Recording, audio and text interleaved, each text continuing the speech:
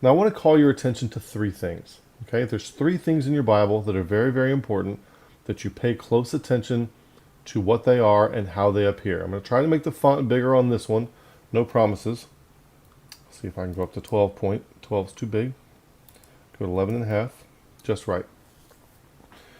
And I apologize for the size of this. I can make it a little bit bigger for a second. Basically, what am I looking at? I'm looking at the 10 Commandments in Exodus chapter 20 on the left. In the middle, we're looking at Ecclesiastes 1 through 8. And then on the far right, we're looking at the Beatitudes. The Beatitudes, Matthew chapter 5, verses 3 through 10. That's what we're looking at there. Okay. On the far left, you have Exodus 22 through 17, giving you the 10 Commandments. Do this, don't do that. Thou shalt not kill, thou shalt not steal. Remember the Sabbath day to keep it holy. Honor your father and your mother. Don't commit adultery. Don't bear false witness. Don't covet. That kind of stuff. Now, by the time you make it about halfway through your Bible, that's in the beginning of your Bible. That's in the Torah. By the time you make it about halfway through your Bible, you get a different list of things. And instead of saying thou shalt do this and thou shalt not do this, we get a different list that says there's a time to do this and a time to do that. So in Ecclesiastes 3, 1 through 8, to everything, there is a season and a time to every purpose under the heaven. A time to be born, a time to die. A time to plant, a time to pluck up that which is planted. A time to kill and a time to heal. Like, put the brakes on. I thought the 10 Commandments said thou shalt not kill. Well, some translations say you shouldn't murder. There actually is a time to kill.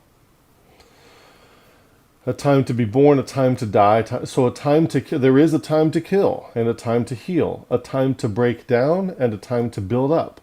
A time to weep, a time to laugh. A time to mourn and a time to dance. A time to cast away stones and a time to gather stones. A time to embrace and a time to refrain from embracing. A time to get and a time to lose. A time to keep and a time to cast away. A time to rend and a time to sow. A time to keep silence and a time to speak. A time to love and a time to hate. A time of war and a time of peace. So we have in Ecclesiastes 3 something very different than the 10 Commandments. We have that there is a time for this and a time for that. And the big question would be, what's the right time to do those things? What's the right time to kill and what's the right time to heal? Well, that's something that cannot be passed to you in a set of rules. Nobody, it is impossible to pre-specify the relevance of every single individual in the situations that they're going to find themselves in. Now, to give you an example of this, we have a video on this channel about the movie World War Z.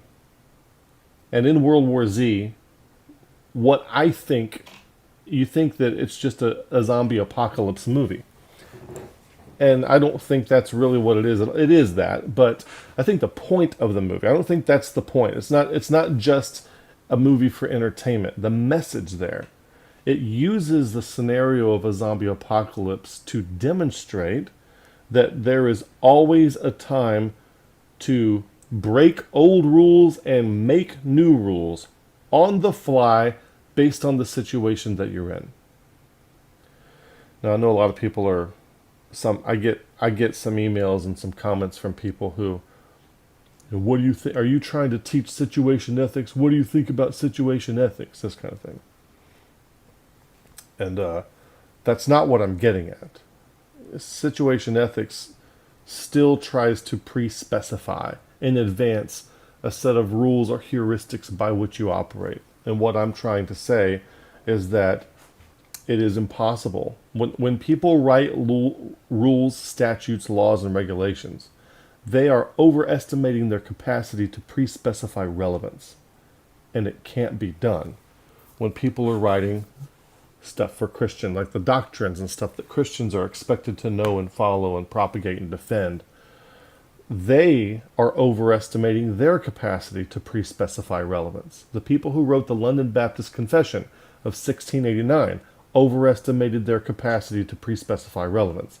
the people who wrote the Baptist Faith and Message of 1925 and 1963 and the year 2000 and the ones that all happened before those, they have all overestimated their ability to pre-specify relevance, which tells us that in order to produce something that is static and unchanging and unmoving is profane. And when I use the word profane, I'm talking about things that disorient you. So the sacred orients you toward that which is good. The profane disorients you away from that which is good, which begs the question, what is it that's good? And that is actually a tough question to answer. And that's something that you have to decide for yourself. Not sit there one day and just decide X, Y, Z is good, but you are constantly having to develop a vision for your own future. What or who are you trying to do, be, and become? What does that look like? And how do you get there? You have to do that. Nobody else can do that for you.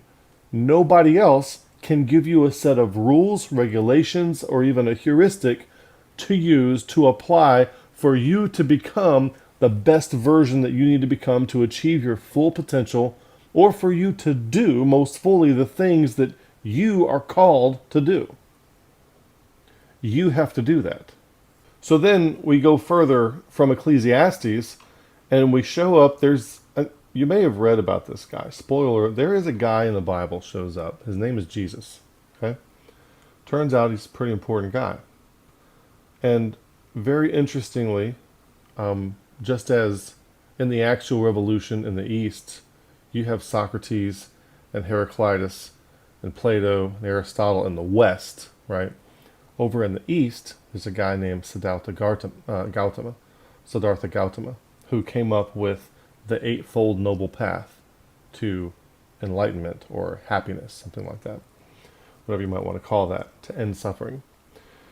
Well, interestingly, Jesus shows up a few hundred years later after Siddhartha Gautama, and he has also an eightfold path. It looks a little bit different, but he's got one too. And he says, "Blessed are the poor in spirit, for theirs is the kingdom of heaven." So what have we done? I have moved from do's and don'ts to there's a time for this, a time for that, and now I am being given something to aim for. Jesus here is listing things. He's listing items. When Paul says, I press toward the mark, well, these things here in Matthew chapter 5, verse 3 through 10, those would be good things to compile of things that are in the mark for which you are striving. Well, let's strive to be poor in spirit. Blessed are they that mourn, for they shall be comforted. Blessed are the meek, for they shall inherit the earth. I have a video called Meekness and the Shadow. I think we just did it last week. A very recent video. Very important that you watch that. Very important that you watch Meekness and the Shadow. Okay? Blessed are they which do hunger and thirst after righteousness, for they shall be filled. Now, sin, since we're talking about sin in second half of life wisdom, it's also very important to consider what righteousness is in second half of life wisdom. What we're going to find out is in first half of life wisdom, sin is breaking the rules, righteousness is following the rules. That's first half of life wisdom. In second half of life wisdom, things change. Okay? Sin becomes anything which keeps you from hitting the mark, and righteousness becomes making decisions which are most conducive and affordant to your mark, to get you to your mark, your most transformational choice you can make. Okay? So that's the difference of what's going to happen. Blessed are the merciful, for they shall obtain mercy. Blessed are the pure in heart. So if you backtrack these 8 things, you'd be like, well, when's the right time to be meek? When's the right time to mourn? Okay, that takes us back to Ecclesiastes. Well, if I want to be merciful, when's the right time to be merciful? There's a time to be merciful, and there's a time to judge. Jesus says in John chapter 7, judge ye righteous judgment. Blessed are the pure in heart, for they shall see God. And as an independent Baptist, when I saw that phrase, blessed are the pure in heart, I thought of very stringent, strict rule following, along with an inward desire and contentment with that rule following. And if there's something like that that's going through your mind when you hear that pure in heart, that's not what it's talking about. Okay? Pure in heart has to do with authenticity and genuineness, which you cannot discover by constantly virtue signaling that you are the best rule follower, which is what most Christians, especially fundamentalists, are trying to do, trying to convince everybody else that they're the best rule follower. And what they do in the process is they completely sacrifice their authenticity, their authentic self, their genuineness. They sacrifice all of that, and they're pressing. The fact that they are pressing to continue virtue signaling that they are the best rule follower actually keeps them from God and puts barriers between them and God that ought not be there. And they are often much, much, much further from the God than the guy in the city who cusses and has tattoos and drinks and does a little marijuana.